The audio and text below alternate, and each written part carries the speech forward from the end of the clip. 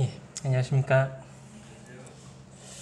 오늘은 있는 모습 그대로라는 제목으로 삭개오의 이야기를 좀 같이 살펴보면 좋을 것 같습니다. 우리가 주일학교 때 너무나 잘 알고, 예, 예?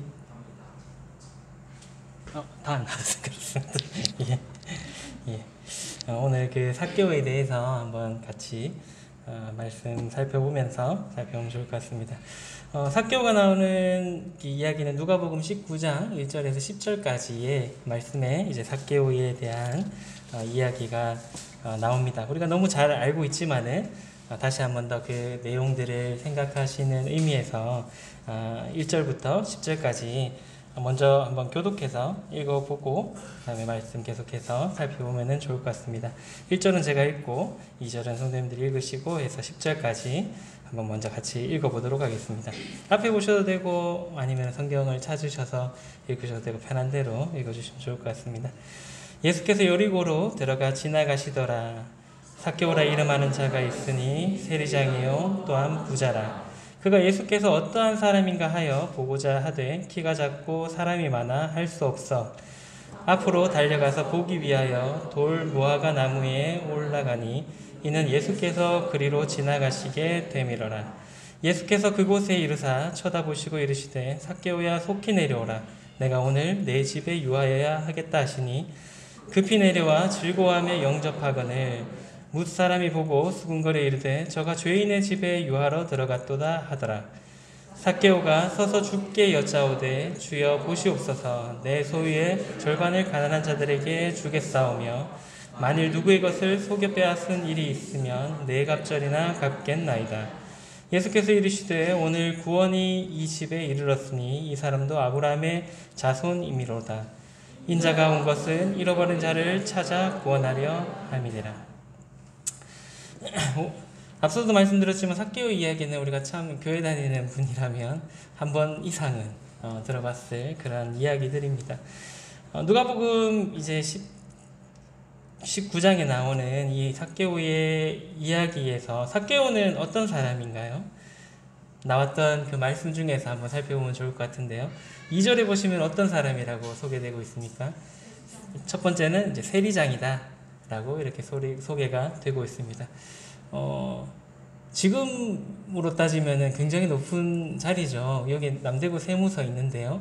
남대구 세무서의 어떻게 보면 장이죠. 예, 장인데 그럼 몇 급 공무원인가요? 5급인가요? 7급인가요? 잘 모르겠습니다만은 하여튼 고위 그런 공무원 예, 속해 있던 사람입니다. 두 번째는 또 2절은 소개하고 있는데 어떤 사람이라고 또 소개하고 있나요?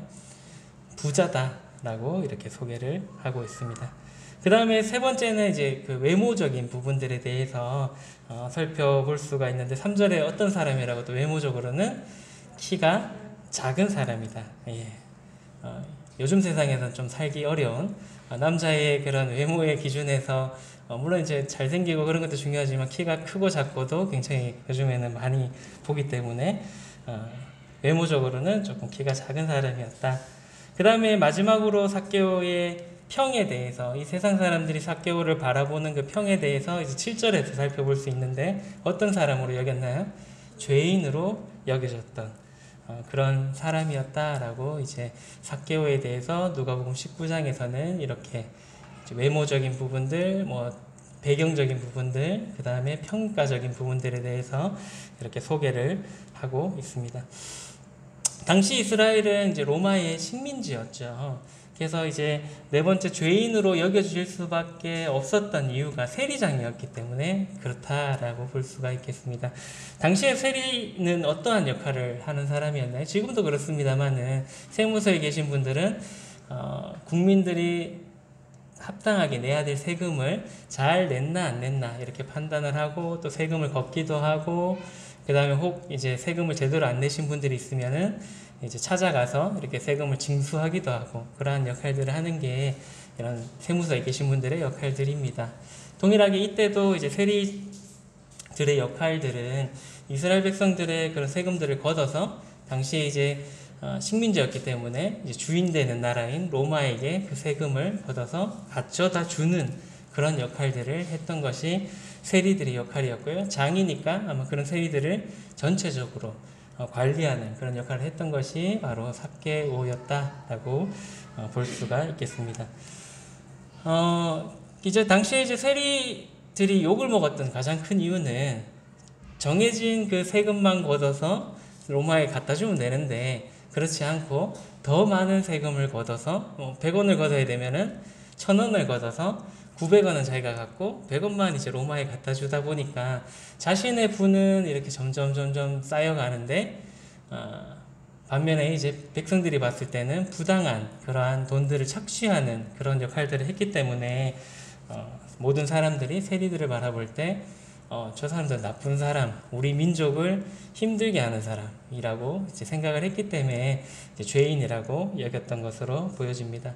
마치 우리나라가 일제시대 때, 일본의 식민지로 있을 때에 그런 역할을 하시는 분들이 있었죠. 예, 보통 뭐 앞잡이다, 매국노다, 뭐 이런 표현을 많이 썼었는데, 그러한 사람들처럼 자신의 배를 불리기 위해서 민족들을 어떻게 보면은 팔아넘긴 그런 역할들을 했던 것이 당시의 세리들이었다라고 볼 수가 있겠습니다. 그렇기 때문에 이스라엘 백성들은 그 세리를 바라볼 때 죄인들로 취급하고 이제 자기보다 못한 사람으로 취급하고 별로 좋아하지 않았던 것을 누가복음 19장을 통해서 우리가 살펴볼 수가 있겠습니다.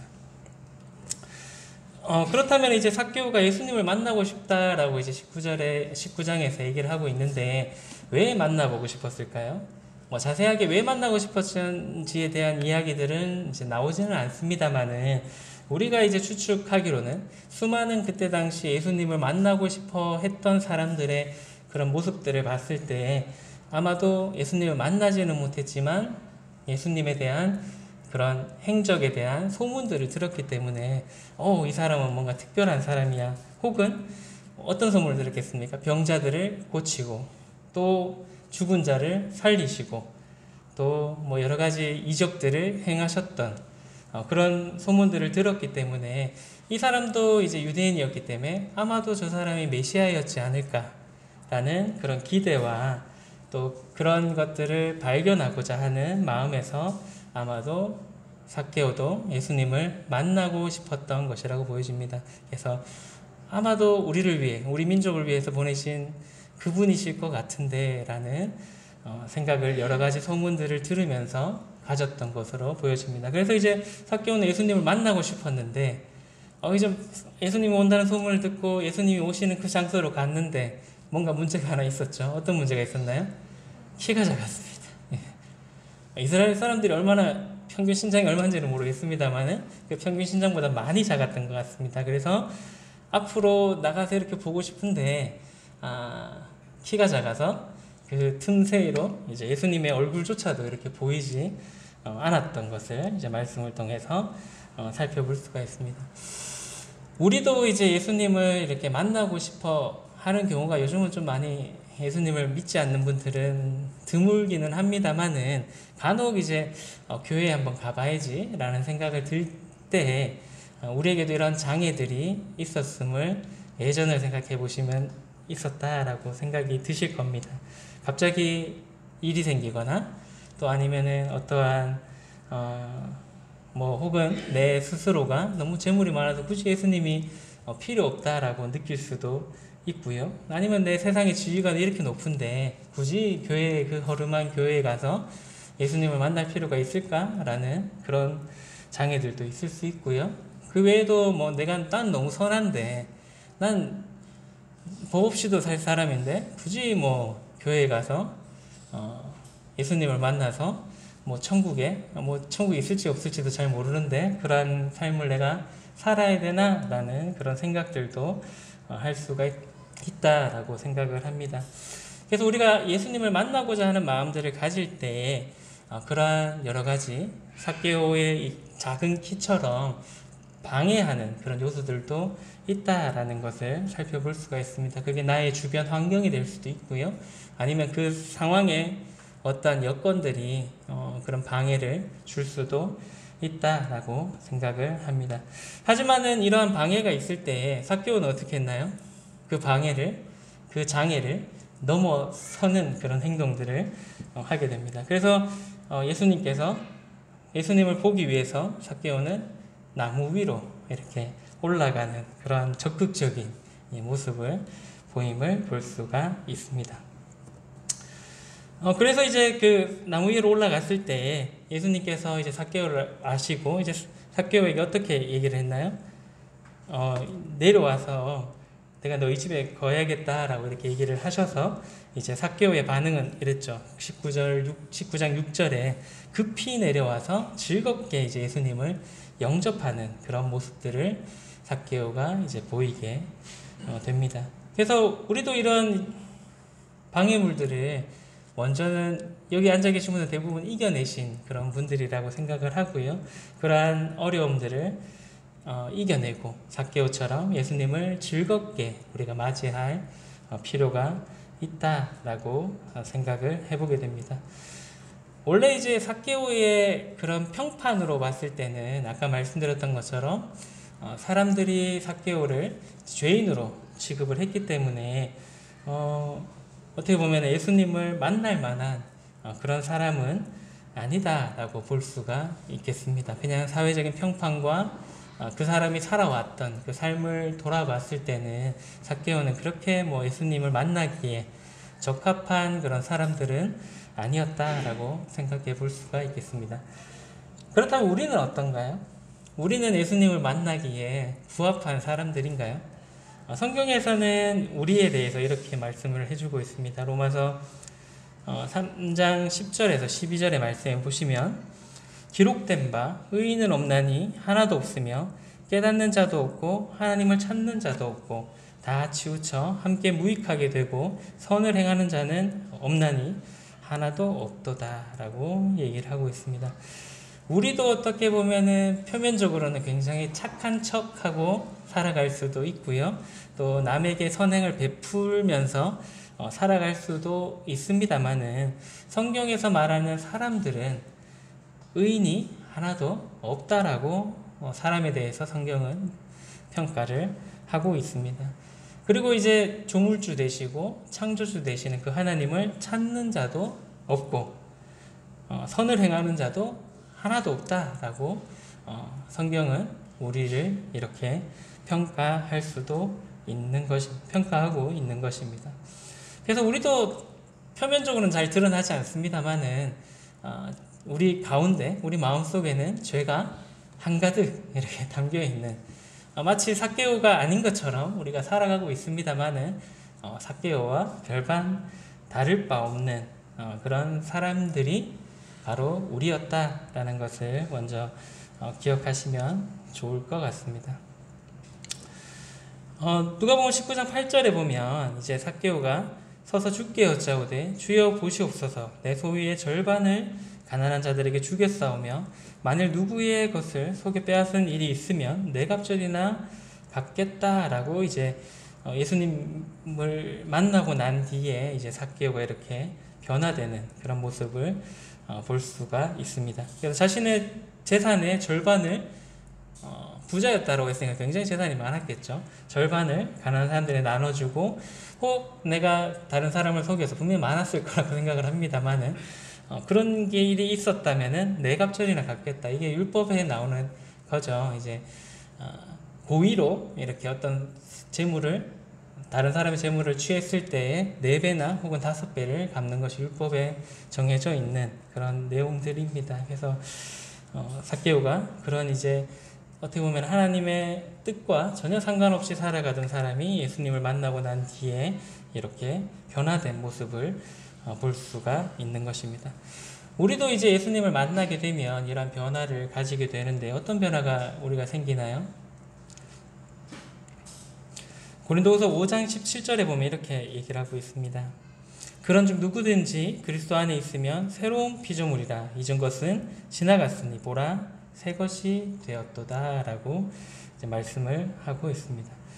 예수님을 만나면 이전 것, 그러니까 즉 이제 죄인의 그런 모습들을 이제 버리고 이제 새로운 것, 의인이 된다라고 이제 말씀을 하고 있는 것입니다. 그래서 우리가 죄를 가지고 있었던 것을 벗어버리고 이제 의인이 될 수 있는 그런 새로운 피조물이 될 수 있다라는 것을 살펴볼 수가 있겠고요. 그리고 예수님을 만나게 되면 우리의 신분 또한 이제 변화가 되게 되는데요. 요한복음 1장 12절에 보시면은 영접하는 자, 곧 그 이름을 믿는 자들에게는 하나님의 자녀가 되는 권세를 주셨다라고 이제 말씀을 하고 있습니다. 죄인이었는데 예수님을 만나게 되면은 그냥 단순히 의인이 되고 그걸로 그치는 것이 아니라 여기 보면 하나님의 자녀가 되는 권세를 주셨다라고 요한복음에서는 말씀을 하고 있습니다. 그래서 우리의 그런 상태뿐만 아니라 우리의 신분 또한 하나님에게 부합한 하나님의 자녀가 될 수 있게 된다라는 것입니다. 우리가 이제 삭개오의 이야기를 보면서 이제 그런 생각을 할 수 있습니다. 삭개오가 재산의 반을 드리고 그 다음에 나의 재물을 속여서 뺏은 것이 있으면 4배나 갚겠다고 했기 때문에 이제 뭔가 구원을 받은 것이 아니냐라고 볼 수 있겠습니다만은 실제로는 예수님을 먼저 믿었기 때문에 그러한 변화가 따라오게 되는 것입니다. 그래서 우리가 나중에 구원받고 난 뒤에 하나님께 부합한 삶을 살게 되는 것이지 그렇게 살았기 때문에 구원을 받는 것은 아니다라는 것을 생각하시면 좋을 것 같습니다. 만약에 우리가 어떠한 조건에 부합해서 구원을 받는다면 이 자리에 구원받으실 수 있는 분은 한 명도 없을 거다라고 생각을 합니다. 왜냐하면 아까 보셨던 말씀처럼 이 세상에는 의인도 하나도 없고 선을 행하는 사람도 하나도 없기 때문입니다. 제가 재밌는 동화 하나가 있어서 소개를 좀 시켜드리고 싶은데요. 꽃들에게 희망을이라는 책 혹시 보셨나요? 보신 분 계신가요? 그냥 아이들이 보기에 좋은 글도 많지 않고 그림이 많은 그런 책입니다.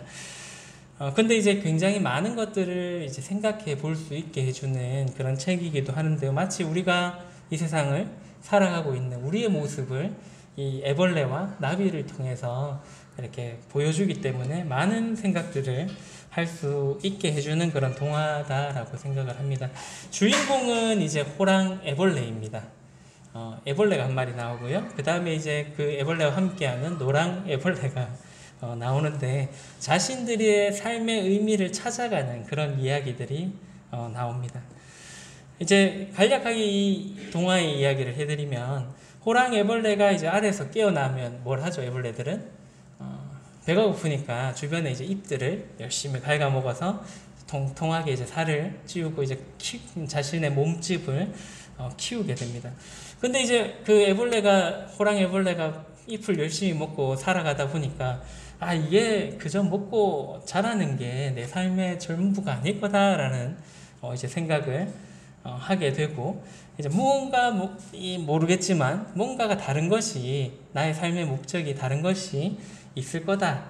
그냥 먹고 자고 배불리 살아가는 것들이 나의 전부가 아닐 거다라는 이제 생각을 하면서 자신의 그 풍성했던 그 잎이 있는 곳을 떠나서 새로운 것을 찾아서 이제 떠나게 됩니다.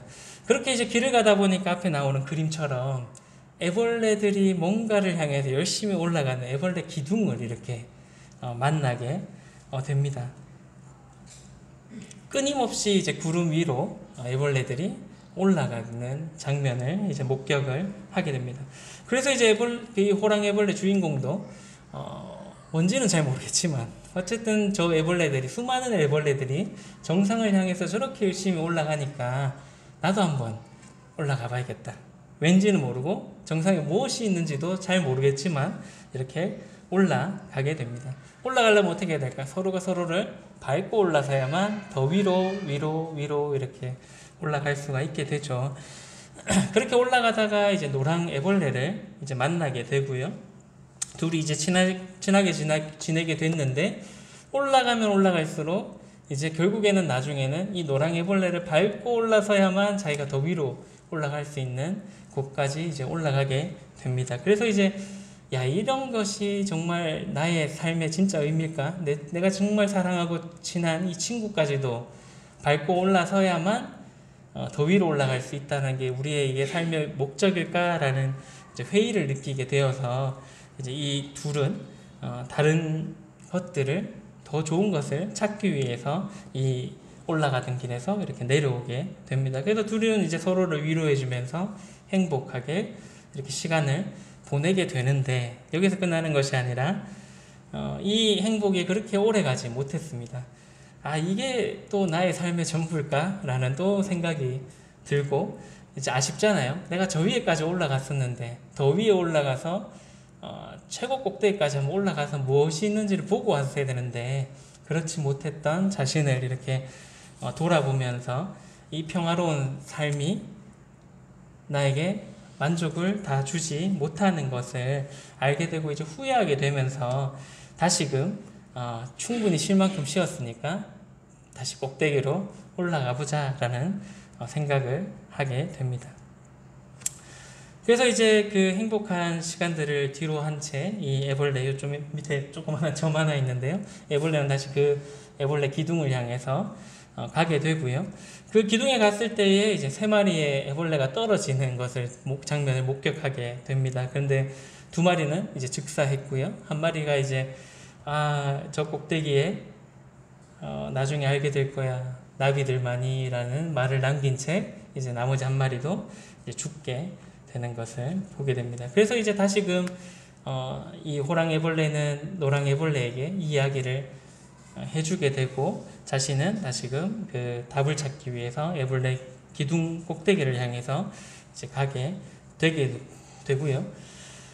그렇게 이제 남겨진 노랑애벌레는 길을 가다가 이제 꼬치에 누에꼬치에 이렇게 있는 그런 애벌레를 만나게 됩니다. 이 애벌레에게 우리가 나비가 될 수 있다라는 것을 듣게 되고요. 나비가 되면은 꽃들의 그런 꿀을 먹게 되고 그리고 이 꽃에 저 꽃으로 이제 씨앗을 전해줄 수 있게 돼서 꽃들을 더 많이 이렇게 풍성하게 맺을 수 있도록 해주는 그러한 역할들을 하게 됨을 이제 얘기를 해주게 되고 이 노랑 애벌레는 나비가 되기 위해서 꼬치가 되어야 된다는 것을 이제 처음으로 이제 듣게 됩니다. 그래서 이제 그 노랑애벌레는 나비가 되는 길을 선택하게 되고 아까 호랑애벌레는 이제 다시금 치열한 삶의 전쟁터로 나가게 되었습니다.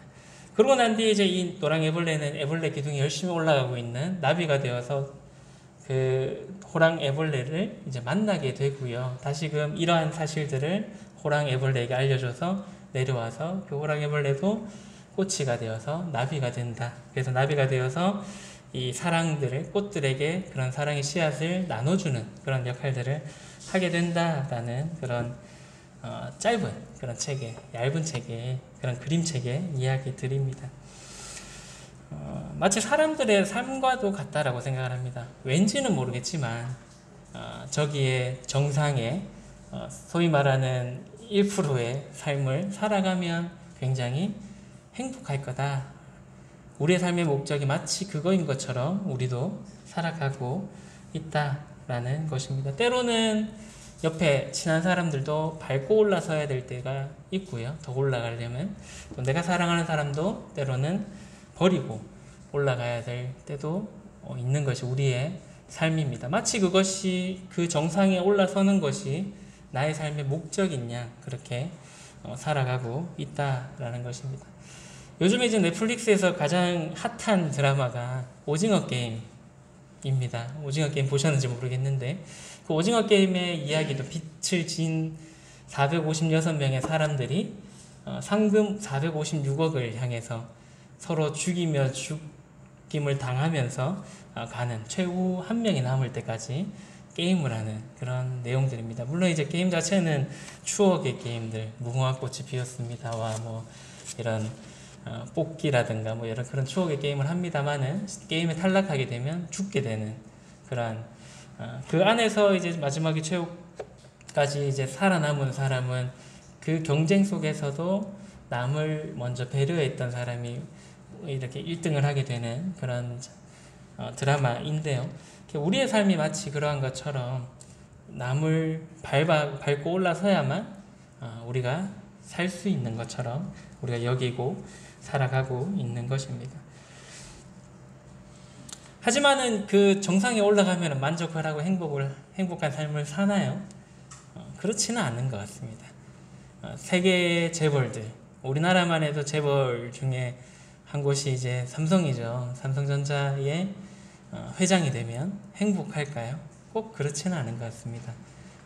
그 위에 올라간다 하더라도 우리의 욕심은 끝이 없고 우리의 만족함은 끝이 없기 때문에 결국에는 더 많은 명예와 더 많은 돈을 바라보고 또 더 많은 만족이 있을 거란 착각 속에서 여전히 살아가게 된다라고 생각을 합니다. 사람의 욕심은 끝이 없다라고 생각을 합니다.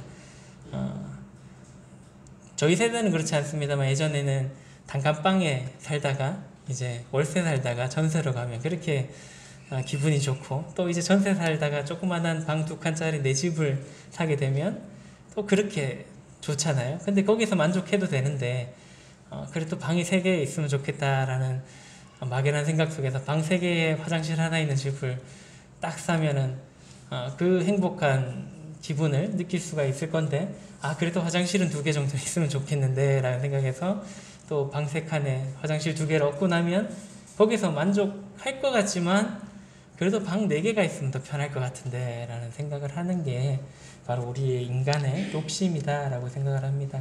그러다가 이제 펜트하우스 같은 큰 집에 살더라도 더 큰 집, 더 호화로운 삶을 추구하는 것이 우리의 삶이다 라고 생각을 합니다. 그런 이제 삶을 살았던 나비의 애벌레에게도 나비가 될 수 있다라는 것은 굉장히 큰 충격적인 소식이었을 거다라고 생각을 해보게 되고요. 우리도 이제 결국에 그러한 삶 가운데서 예수님을 만나서 하나님의 자녀가 된다라는 전혀 다른 세계의 이야기들을 들었을 때에 우리의 삶 또한 굉장히 새로운 그런 소식이다, 복음이다 라고 생각해 볼 수가 있겠습니다.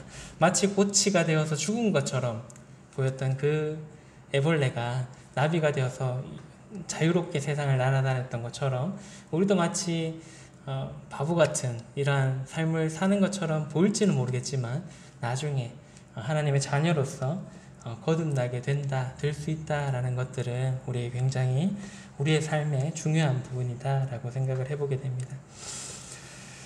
예수님께서 이제 삭개오의 집에 갔을 때 사람들이 이제 수군수군 했었죠. 왜 그랬나요? 메시아라고 하는 그분께서 죄인의 집에 어떻게 갈 수 있지? 어떻게 죄인의 집에서 머물면서 그렇게 먹고 마시고 할 수 있을까라는 생각에 사람들이 이제 수군수군 하게 됩니다. 하지만 19장 10절에서 예수님께서 이렇게 얘기하시죠. 인자가 온 것은 잃어버린 자를 찾아 구원하려 합니다. 그래서 예수님께서 이 땅에 오신 목적은 그냥 왕으로서, 그런 메시아로서 사람들에게 떵떵거리면서 보여주는 것이 아니라 잃어버렸던 우리 같은 자들을 찾아서 구원하시기 위해서 이 땅에 오셨다라고 이제 예수님께서 말씀하고 있는 것입니다. 그 말이 어떤 말인지 말씀 더 살펴보면 좋을 것 같습니다. 요한복음 3장 17절에도 이런 말씀을 하셨습니다. 하나님이 그 아들을 세상에 보내신 것은 세상을 심판하려 하심이 아니요 그로 말미암아 세상이 구원을 받게 하려 하심이라. 예수님께서 이 땅에 오신 것은 지금은 세상을 심판하려 오셨던 것이 아니다라는 것입니다. 세상을 구원하시기 위해서 이 땅에 오셨다라는 것을 말씀해 주고 있는 것입니다. 그래서 앞서 잃어버린 자를 찾으러 오셨다라는 그 말은 잃어버린 자가 누군가요? 심판받을 자들, 바로 우리 같은 죄인들을 구원하셔서 이 심판을 피하도록 하시기 위해서 이 땅에 오신 것이 예수님이 이 땅에 오신 목적이다라는 것을 우리가 살펴볼 수가 있겠습니다. 죄로 인해서 잃어버렸던 자들을 이제 구원하셔서 다시금 하나님의 나라에 들어갈 수 있도록 하시기 위해서 오신 것이 바로 예수님께서 이 땅에 오신 목적이다라는 것입니다. 모든 사람의 이제 그 죄의 값을 치르시기 위해서 이 땅에 오셨다라는 것입니다. 죄의 값은 무엇으로 갚을 수가 있나요? 레위기 17장 11절에 보시면 이런 말씀이 있습니다. 육체의 생명은 피에 있습니다. 내가 이 피를 너희에게 주어 제단에 뿌려 너희의 생명을 위하여 속죄하게 하였나니 생명이 피에 있으므로 피가 죄를 속한다 라고 이제 말씀을 하고 있습니다. 육체의 생명은 피에 있습니다. 그죠?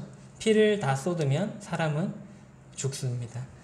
다 쏟지 않더라도 몇 프로 이상 출혈이 되면 사람은 쇼크로 죽게 됩니다. 근데 그 피가 피에 생명이 있기 때문에 그 피가 죄를 속할 수 있다라고 이제 말씀을 하고 있는 것입니다. 그렇기 때문에 예수님께서는 십자가에서 자신의 피를 쏟으심으로써 자신의 피로 모든 사람의 죄를 속해 주신 것입니다. 그래서 예수님께서는 자신의 생명을 자신 생명되는 피를 다 내어주고 우리를 그 피의 값으로 사셨다라고 보시면 좋을 것 같습니다. 말씀 하나 더 살펴보겠습니다. 로마서 3장 23절에서 26절까지의 말씀인데요. 모든 사람이 죄를 범하였음에 하나님의 영광에 이르지 못하더니 그리스도 예수 안에 있는 속량으로 말미암아 하나님의 은혜로 값없이 의롭다 하심을 얻은 자 되었느니라. 이 예수를 하나님이 그의 피로써 믿음으로 말미암는 화목제물로 세우셨으니 이는 하나님께서 길이 참으시는 중에 전에 지은 죄를 간과하심으로 자기의 의로우심을 나타내라 하심이니 곧 이때 자기의 의로우심을 나타내사 자기도 의로우시며 또한 예수 믿는 자를 의롭다 하려 하심이라 라고 이제 말씀을 할 수 있습니다. 하고 계십니다. 앞서 살펴보았던 로마서 3장 10절에서 12절에서도 우리가 살펴볼 수 있듯이 우리는 원래 죄인이었습니다. 그래서 하나님의 영광에 이르지 못하고 이제 지옥에 갈 수밖에 없었던 그런 자들이 바로 우리였다라는 것입니다. 하지만 하나님의 은혜로 독생자인 예수님을 이 땅에 보내시고 예수님께서 우리를 대신해서 십자가에 돌아가심으로써 죄의 값을 다 치르셨기 때문에 우리는 값없이 의롭게 되었다라고 이제 성경에서 말씀을 하고 있습니다. 예수님의 보혈로서 우리를 사셨기 때문에 하나님께서 우리의 죄를 이제 더 이상은 죄로서 이제 묻지 않으신다라는 것이 바로 우리의 죄를 간과하신다라는 의미다라고 생각을 합니다. 또한 26절의 말씀처럼 예수님을 믿는 자를 의롭게 하셨고 믿음으로 우리는 의롭게 되었다라는 것을 로마서에서 말씀해주고 있는 것입니다. 우리에게 필요한 것은 다른 선행이나 아니면은 많은 헌금을 하는 것이나 아니면은 다른 사람을 돕는 것이라든가 그런 것들이 아니라 우리에게 필요한 것은 바로 믿음밖에 없다는 것을 성경의 많은 구절에서 우리에게 말씀을 해주고 있는 것입니다. 하나님의 사랑을 잘 나타내는 그런 영상이 하나 있어서 같이 보면 좋을 것 같은데요. 예전에 많이 보여드렸던 영상이라서 안 보신 분들을 위해서 한 번 더 보여드리도록 하겠습니다. 체코의 영화의 장면입니다. 모스트라는 영화인데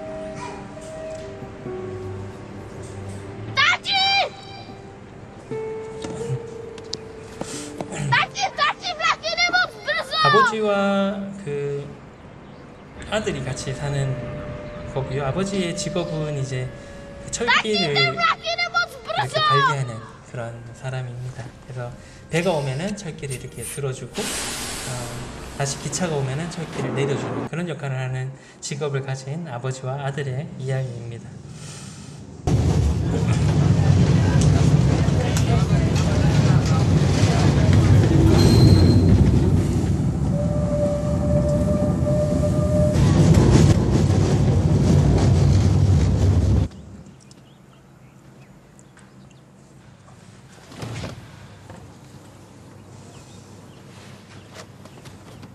이제 기차가 오는 것을 본 아버지가 이제 아들을 찾죠. 맞아.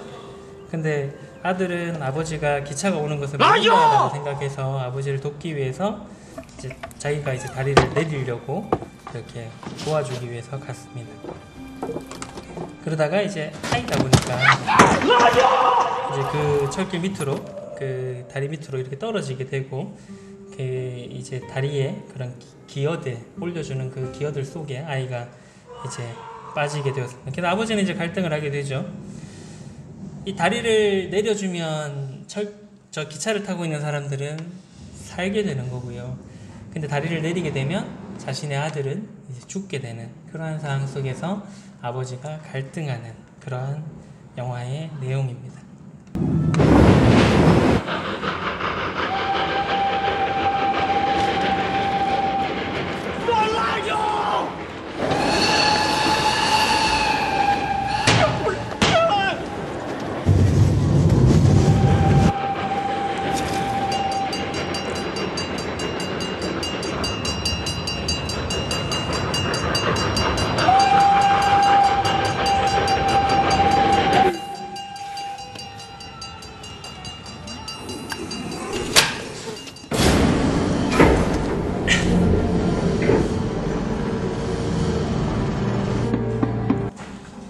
결국에는 이제 아버지는 기차를 탄 사람들 살리기 위해서 다리를 내리게 되고, 기차에 탄 사람들은 덕분에 이제 살게 되죠.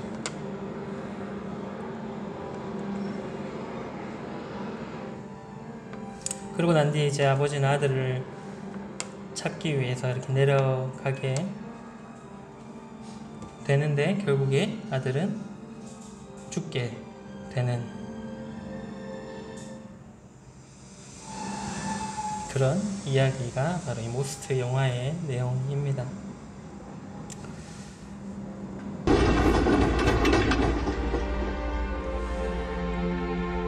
여러분이라면 어떤 선택을 하시겠습니까? 기차에 탄 사람은 이 아버지와는 아무 상관없는 그런 사람들이죠. 이 안에는 착한 사람도 있을 거고요, 혹은 범죄자도 있을 수 있고요. 여러 사람들이 이 안에 타고 있었을 거다라고 생각을 해보게 됩니다. 하지만은 아들을 살리게 되면 그 안에 있었던 수많은 기차를 탔던 사람들은 죽게 되고, 또 그 기차를 탄 사람들을 잘 모르는 사람들이지만 살리게 되면 그 아들을 잃게 되는 그러한 상황 속에서 우리라면 어떤 선택을 했을까요? 저도 이제 아이들을 키우면서 이렇게 보니까 정말 쉽지 않은 그런 선택이다라고 생각을 합니다. 하나님께서 이런 선택을 하셨다라고 생각을 합니다. 어떻게 보면 그 중엔 죄인도 있고, 또 착하게 살아가려고 하는 사람도 있고, 또 하나님을 찾았던 사람들도 있을 거고, 하나님과 전혀 상관없이 살아갔던 그런 사람들도 있었을 거다라고 생각을 합니다. 하지만은 하나님의 선택은 이 아버지의 선택과 같았다라고 생각을 해보게 됩니다. 전혀 어떻게 보면 하나님께서 상관하지 않아도 될 우리 같은 사람들을 위해서 자신의 독생자 아들을 죽이는 그런 선택을 하셨던 것입니다. 얼마나 여기서도 나오지만 아버지가 얼마나 갈등을 하고, 또 나중에 마지막에 이렇게 절규를 하는 그런 모습들이 나오는데, 하나님의 마음이 그러했지 않을까라는 생각을 한번 해보게 됩니다. 아들을 살리면 우리는 다 심판받고 지옥에 가게 될 것이고요, 우리를 살리면 그 독생자 아들은 사람들한테 비난받고 외면받고 또 욕을 들어가면서 그 저주의 십자가의 길을 갈 수밖에 없기 때문에 얼마나 마음이 아프셨을까라는 생각을 해보게 됩니다. 물론 이제 독생자이신 예수님을 너무나 사랑하셨지만 죄인이었던 우리 또한 사랑하셨기 때문에 하나님 아버지 되신 하나님께서는 그 독생자를 죽이고 우리를 선택을 하셨다라는 일에 참 감사가 되는 일이다라고 생각을 합니다.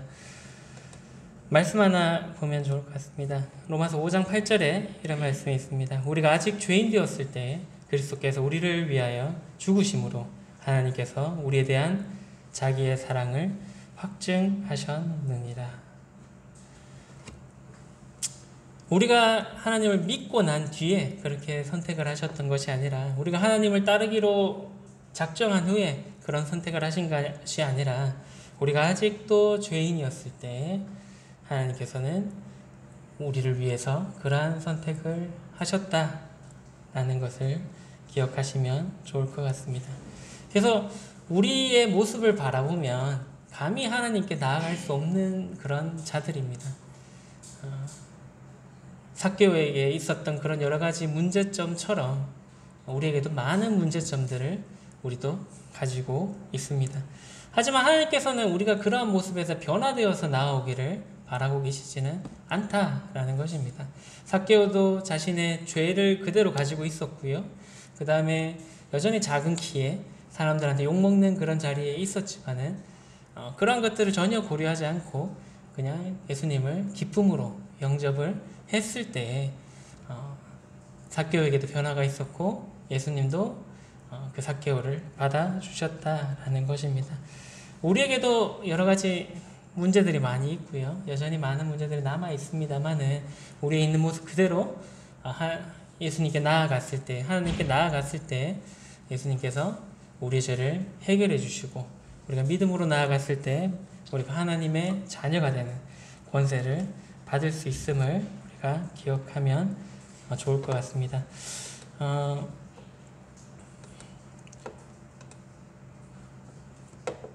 제가 찬양 한 곡 들려드리면 좋을 것 같습니다. 마지막으로 찬양 한 곡 듣고 기도하고 마치도록 하겠습니다. 하나님의 마음이라는 찬양인데요. 이번 주에 계속 좀 많이 생각이 나서 같이 나누면 좋을 것 같습니다. 가사를 한번 깊이 생각하시면서 눈을 감고 들으셔도 되고 앞에 나와 있는 가사들을 보시면서 들으셔도 좋겠다라는 생각이 듭니다.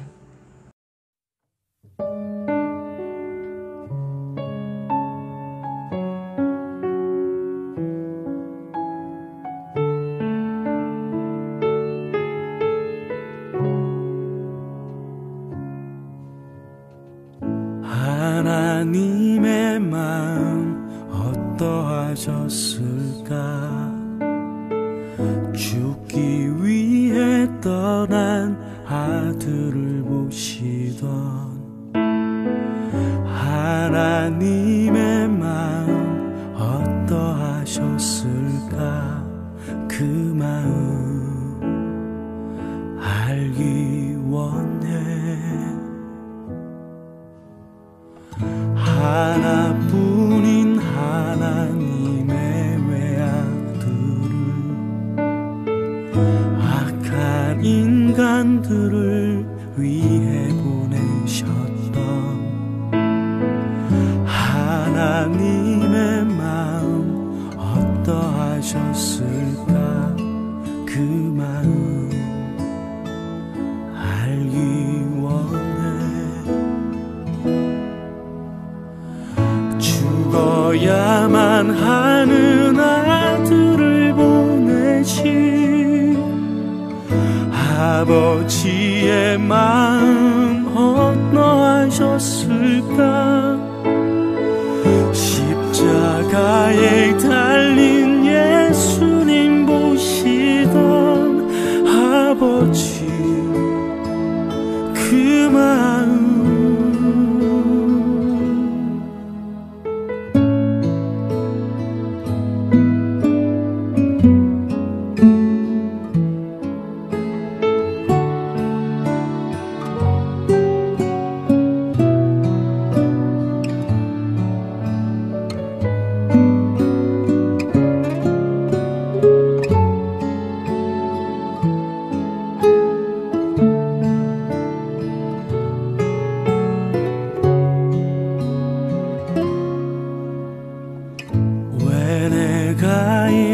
사랑받게 됐는지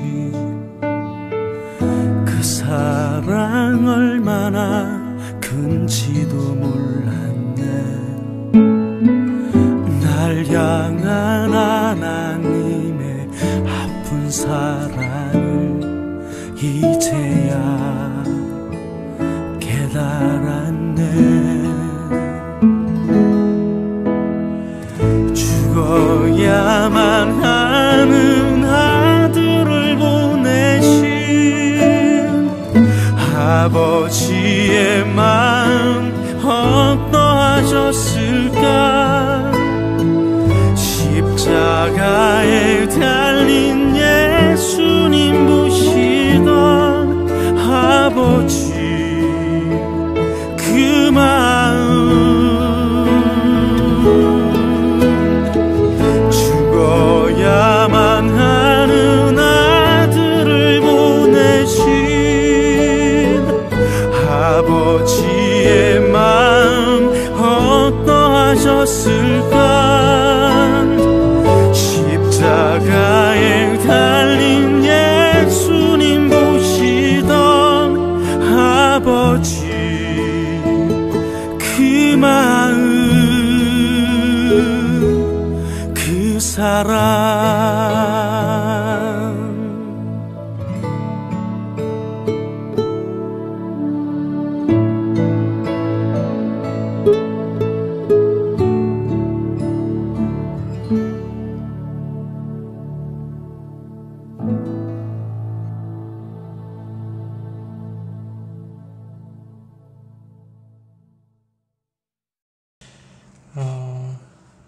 보통 아들의 이름을 지을 때 그 아들이 잘 되기를 바라는 마음으로 보통 이름을 짓습니다. 그 아들이 어떻게 살기를 바라는 마음으로 좋은 이름을 최대한 지어주려고 노력을 하죠. 아버지의 그런 뜻들이 보통 담겨지게 됩니다. 뭐 부를 축적하든지 아니면 명예를 얻든지 그 이름에서 그 아버지의 뜻을 발견할 수가 있습니다.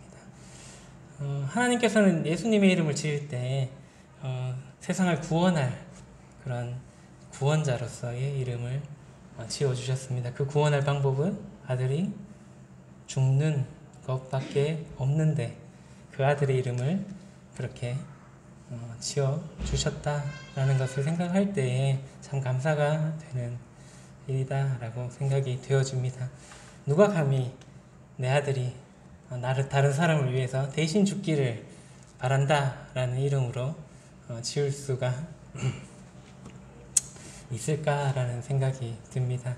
그것을 우리를 위해서 하나님께서 하셨다라는 그것을 기억하시면은 좋겠다라는 생각이 들었습니다. 그래서 우리가 해야 될 일은 삭개오처럼요, 하나님에게 나아가는 일, 그리고 하나님께서 우리를 위해서 이루신 것들을 믿는 일.